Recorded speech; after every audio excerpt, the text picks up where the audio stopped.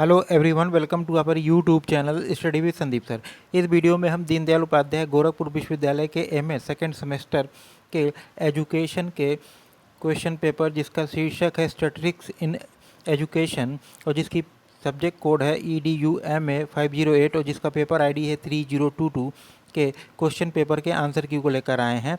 तो यदि ये वीडियो आपको अच्छा लगे तो इसको लाइक कीजिएगा, इसको शेयर कीजिएगा और यदि आप हमारे चैनल पर नए हैं तो चैनल को सब्सक्राइब करना मत भूलिएगा। तो आइए हम लोग सन 2023 के एमए सेकेंड सेमेस्टर के एजुकेशन सब्जेक्ट के प्रश्न पत्र स्टैटिस्टिक्स इन एजुकेशन के प्रश्न पत्र को देखते हैं कि इसमें कौन कौन से प्रश्न पूछे गए थे, उनके क्या सही उत्तर है। तो इस प्रश्न पत्र में कुल आपसे 40 प्रश्न पूछे गए थे। उसमें से जो आपका पहला प्रश्न है वह है कि AM + sigma FD/N × I is the formula of option A median, option B mean, option C mode, option D standard deviation. तो AM + सिग्मा FD/N × I जो सूत्र है वो मीन का होता है, मध्यमान का होता है। तो प्रश्न संख्या 1 का ऑप्शन बी आपका सही उत्तर हो जाएगा। प्रश्न संख्या 2 को हम लोग देखते हैं। इसमें पूछा गया कि quartile 1 is to the 25th percentile as the median is 2। Option A आपके दिया है कि the 19th percentile, option B दिया है कि the 17th percentile, option C दिया है the 50th percentile, option D दिया है कि द 25th परसेंटाइल।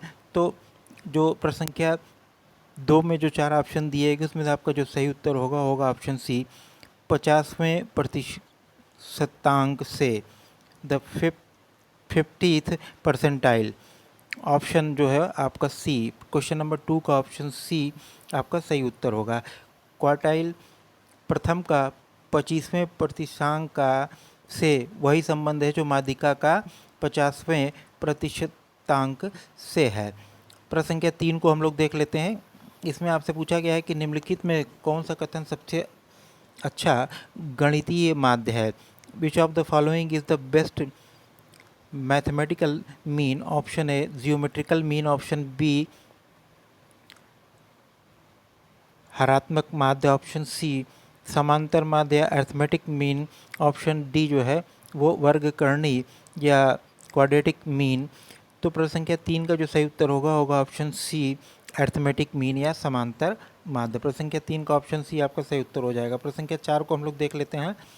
इसमें आपसे पूछा गया है कि which of the following is the formula of quartile deviation. चतुर्थक विचलन ज्ञात करने का सूत्र क्या है। Option A Q1 + Q2/2, option B Q2 + Q1/3, option C Q3 - Q1/2 और ऑप्शन डी Q3 + Q1/2। तो इस प्रश्न का जो सही उत्तर होगा कि क्वार्टाइल डेविएशन निकालने का जो फार्मूला होता है वो होता है Q3 - Q1/2। प्रश्न संख्या 4 का ऑप्शन सी आपका सही उत्तर हो जाएगा। प्रश्न संख्या 5 को देखते हैं। इसमें आपसे पूछा गया है कि निम्नलिखित में से कौन सा समांतर माध्य से मध्यमान विचलन ज्ञात करने का सूत्र है। Which of the following is the formula for mean deviation from the arithmetic mean. Option A sigma mod dx/n, option B sigma mod dm/n, option C sigma mod dx/n और ऑप्शन डी दिया है √ sigma x² n। तो प्रश्न संख्या 5 का जो सही उत्तर होगा वो होगा ऑप्शन सी। प्रश्न संख्या 6 को हम लोग देख लेते हैं। इसमें आपसे पूछा गया है कि निम्नलिखित में से कौन सा सांख्यिकी का कार्य नहीं है। ऑप्शन ए आंकड़ों का संग्रहण, ऑप्शन बी आंकड़ों का वर्गीकरण, ऑप्शन सी व्यक्तिगत इकाइयों का अध्ययन, ऑप्शन डी आंकड़ों का सारणीयन। तो सांख्यिकी का जो कार्य है उसमें आंकड़ों का संग्रहण भी है, सांख्यिकी कार्य है, आंकड़ों का वर्गीकरण भी है और आंकड़ों का सारणीयन भी है। टेबुलेशन भी आता है, क्लासिफिकेशन भी आता है, कलेक्शन ऑफ डाटा, ये सभी सांख्यिकी के कार्य के अंतर्गत आते हैं। स्टडी ऑफ इंडिविजुअल आइटम्स ये जो सांख्यिकी के कार्य के अंतर्गत नहीं आते। तो प्रश्न संख्या 6 का ऑप्शन सी आपका सही उत्तर हो जाएगा।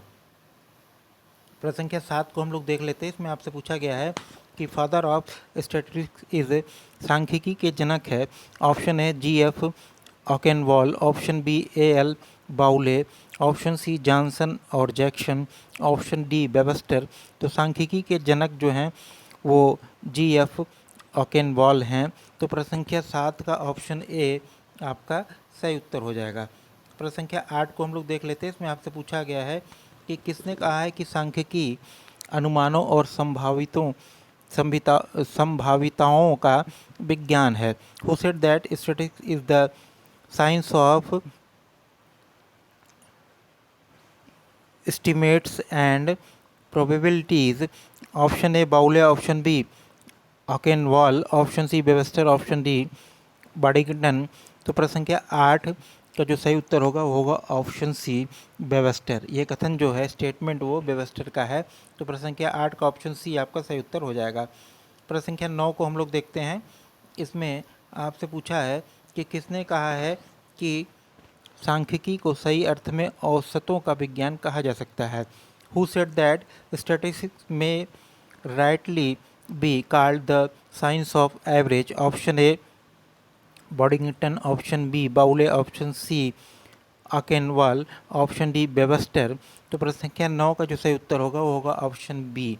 ये स्टेटमेंट बाउले का है। तो प्रश्न संख्या 9 का ऑप्शन बी आपका सही उत्तर हो जाएगा। प्रश्न संख्या 10 को हम लोग देख लेते हैं। इसमें आपसे पूछा गया है कि निम्नलिखित में से कौन सा प्राचल्य परीक्षण है। Which of the following is a parametric test. Option A median test, option B sign test, option C T test, option D chi square test. तो प्रश्न संख्या 10 का ऑप्शन सी टी टेस्ट आपका सही उत्तर होगा। टी टेस्ट जो है वो पैरामेट्रिक टेस्ट है। तो प्रश्न संख्या 10 का ऑप्शन सी आपका सही उत्तर हो जाएगा। प्रश्न संख्या 11 को हम लोग देख लेते हैं। इसमें आपसे पूछा गया है कि the word statistics is derived from which Latin word. Statistics शब्द की उत्पत्ति लैटिन भाषा के किस शब्द से हुई है। Option A status, option B sta, option B statistic, option D state. तो प्रश्न संख्या 11 का ऑप्शन ए स्टेटस आपका सही उत्तर हो जाएगा। प्रश्न संख्या 12 को हम लोग देख लेते हैं। इसमें आपसे पूछा गया है कि chi square test is the type of. Chi square test एक प्रकार का परीक्षण है। Option A non parametric test, option B parametric test, option C A and B both, option D इनमें से कोई नहीं या नन ऑफ दीज। तो प्रश्न संख्या 12 का जो सही उत्तर होगा option A non parametric test या अप्रचलित परीक्षण। काई स्क्वायर जो है वो एक प्रकार का नॉन पैरामीट्रिक टेस्ट है। तो प्रश्न संख्या 12 का ऑप्शन ए आपका सही उत्तर हो जाएगा। प्रश्न संख्या 13 को हम लोग देखते हैं। इसमें आपसे पूछा गया है कि निम्नलिखित समंकों से प्रसार ज्ञात कीजिए। Calculate range from the following data. आपके दिया है 6, 9, 7, 14, 18, 15, 13 और 22। तो रेंज निकालने के लिए हम लोग क्या करते हैं, जो मैक्सिमम अंक है उसमें से जो मिनिमम अंक को माइनस कर देते हैं। तो यहाँ 22 मैक्सिमम है और मिनिमम आपके 6 है। तो 22 माइनस 6 इक्वल टू 16। तो आपका रेंज आ जाएगा 16। तो प्रश्न संख्या 13 का ऑप्शन डी आपका सही उत्तर हो जाएगा। प्रश्न संख्या 14 को हम लोग देख लेते हैं। इसमें आपसे पूछा गया है कि analysis of variance is an extended form of. प्रसरण विश्लेषण एक विकसित रूप है। ऑप्शन ए साइन टेस्ट का, ऑप्शन बी जेड टेस्ट का, option C chi square test का, ऑप्शन डी टी टेस्ट का।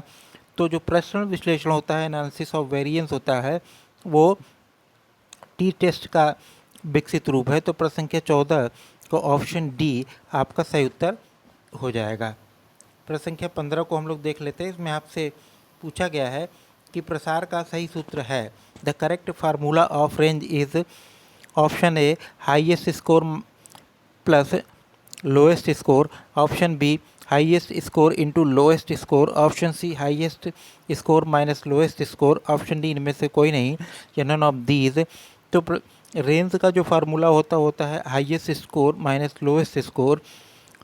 तो प्रश्न संख्या 15 का ऑप्शन सी आपका सही उत्तर हो जाएगा। अधिकतम अंक माइनस निम्नतम अंक।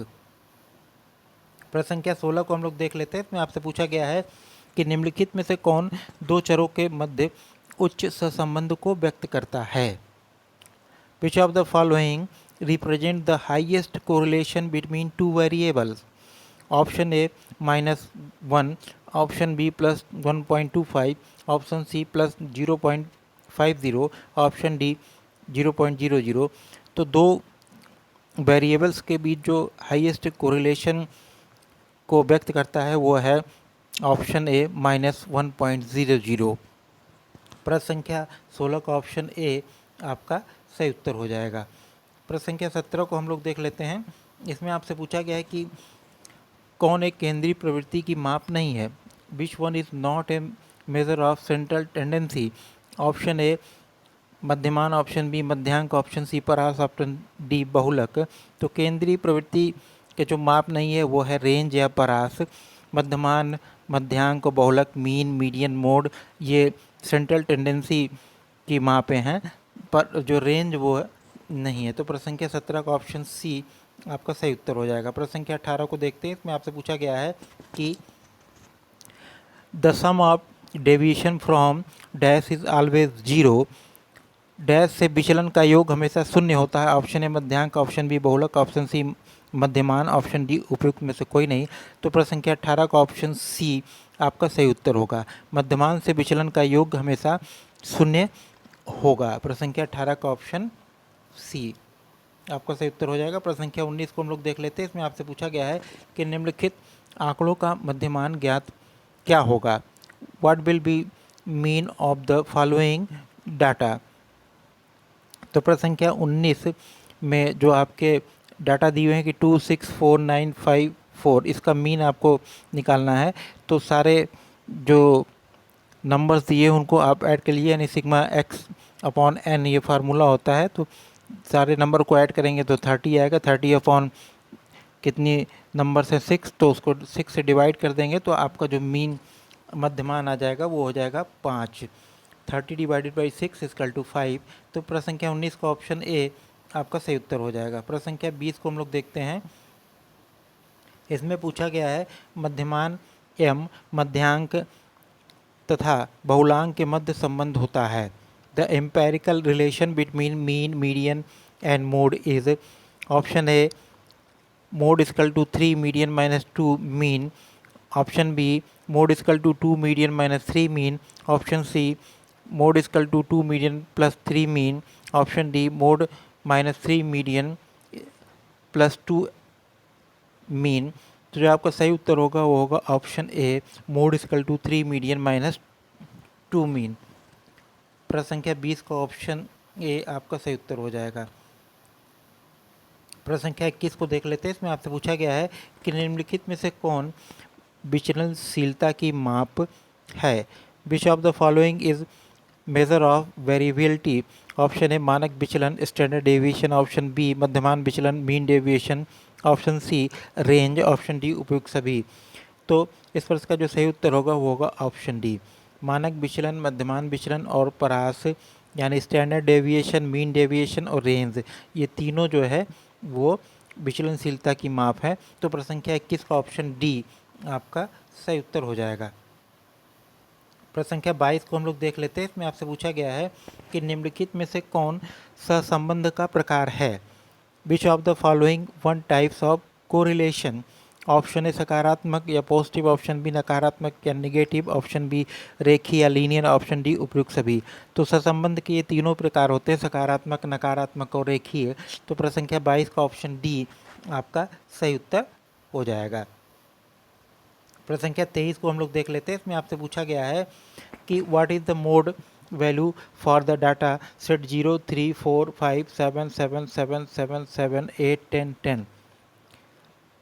आंकड़े जो 0, 3, 4, 5, 7, 7, 7, 7, 7, 8, 10 और 10 का बहुलांक मान क्या होगा आपसे पूछा गया है।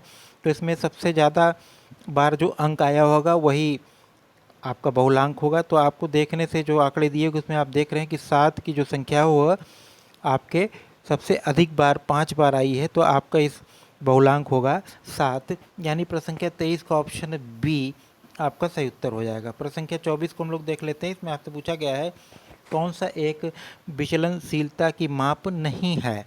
Which one is not the measure of variability? Option A range, option B बहुलांक, option C mean deviation, option D standard deviation. तो जैसा कि हम जानते हैं कि विचलनशीलता की माप में रेंज भी आता है, मीन डेविएशन भी आता है, स्टैंडर्ड डेविएशन भी आता है, मोड नहीं आता यानी बहुलांक नहीं आता। तो प्रश्न संख्या 24 का ऑप्शन बी जो है वो आपका सही उत्तर हो जाएगा। प्रश्न संख्या 25 को हम लोग देख लेते हैं। इसमें आपसे पूछा गया है कि मानक विचलन का संप्रत्यय किसने प्रस्तुत किया? Who introduce the concept of standard deviation SD? Option A Karl Pearson, option B David Gauss, option C R Shrimali, option D T Rajan. तो स्टैंडर्ड डेविएशन का जो कॉन्सेप्ट है वो कार्ल पियर्सन के द्वारा दिया गया। तो प्रश्न संख्या 25 का ऑप्शन ए आपका सही उत्तर हो जाएगा। प्रश्न संख्या 25 को हम लोग देखिए, 25 का ऑप्शन ए कार्ल पियर्सन आपका सही उत्तर हो जाएगा। प्रश्न संख्या 26 को हम लोग देख लेते हैं। इसमें आपसे पूछा गया है कि कौन सा एक अप्रचाल परीक्षण है? Which one is non parametric test? Option A T test, option B F test, option C chi square test, option D all of the above. तो प्रश्न संख्या 26 का जो सही उत्तर होगा वो होगा option C chi square test. Chi square test जो है वो नॉन पैरामीट्रिक टेस्ट है। तो प्रश्न संख्या 26 का ऑप्शन सी आपका सही उत्तर हो जाएगा। प्रश्न संख्या 27 को हम लोग देख लेते हैं। इसमें आपसे पूछा गया है कि एक समय 3 मध्यमानों की तुलना करने हेतु आप कौन सा परीक्षण प्रयोग करेंगे? Which test would you use to compare 3 means together? Option A T test, option B chi square test, option C F test, option D alpha test.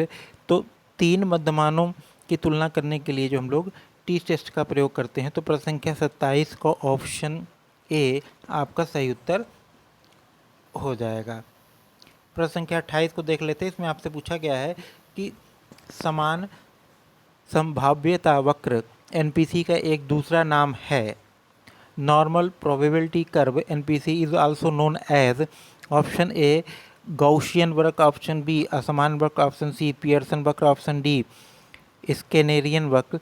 तो जो NPC या नॉर्मल प्रोबेबिलिटी कर्व समान संभाव्यता वक्र को हम लोग गॉसियन वक्र के नाम से भी जानते हैं। तो प्रश्न संख्या 28 का ऑप्शन ए आपका सही उत्तर हो जाएगा।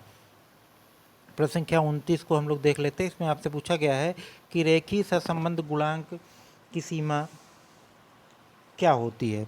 What is the range of coefficient of linear correlation?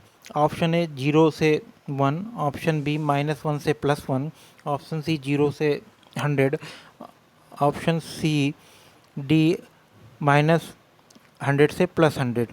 तो रेखीय सहसंबंध गुणांक की सीमा जो है -1 से +1 होती है। तो प्रश्न संख्या 29 का ऑप्शन बी आपका सही उत्तर हो जाएगा। प्रश्न संख्या 30 को हम लोग देख लेते हैं। इसमें जो प्रश्न संख्या 30 में आपसे पूछा गया है कि मानक विचलन का आंकिक मान निम्न में से क्या नहीं हो सकता? The numerical value of a standard deviation can never be. Option A negative, option B 0, option C larger than variance, option D none of the above. तो मानक विचलन का जो आंकिक मान कभी भी जो है निगेटिव नहीं हो सकता। तो प्रश्न संख्या 30 का ऑप्शन ए आपका सही उत्तर हो जाएगा। प्रश्न संख्या 31 की ओर चलते हैं। इसको देखते हैं कि इसमें क्या पूछा गया है। तो प्रश्न संख्या 31 में आपसे पूछा गया है कि जब आंकड़े व्यवस्थित न हो तो मध्यमान ज्ञात करने का सही सूत्र क्या है? What is the correct formula of mean when data are ungrouped?